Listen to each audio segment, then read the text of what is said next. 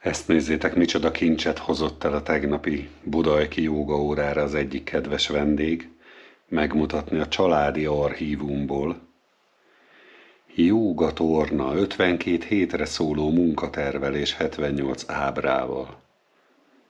Ez egy igazi jóga történeti érdekesség. Kérlek szépen, Szeged városi nyomda RT 1943.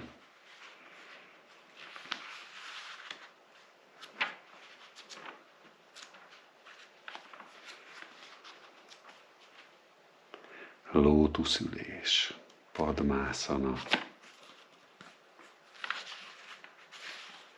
hasi lélegzés, középlélegzés, és milyen szép, hogy még K-val írják, hogy lélegzés, ahogy értelme is van, ujjája teljes jogi lélegzés.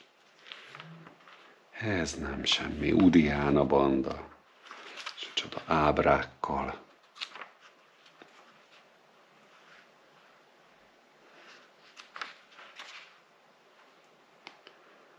Úgyhogy képzeljétek, Magyarországon már ekkor is ilyen szinten jelen volt a jóga, mégpedig annyira, hogy képzeljétek el, hogy az 1944. január 1-én keltezett, előszó szerint.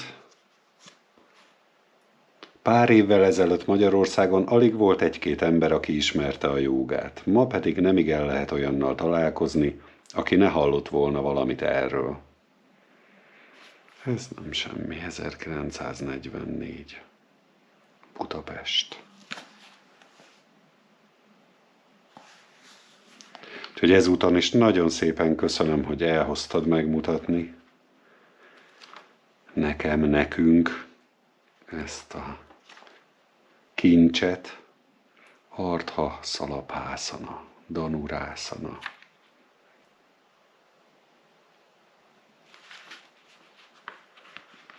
Ez igen. Úgyhogy arra biztatnálak titeket, hogy ti is nézzetek már otthon körül a családi könyvtárban, ki tudja micsoda kincsekre leltek. Jógatorna.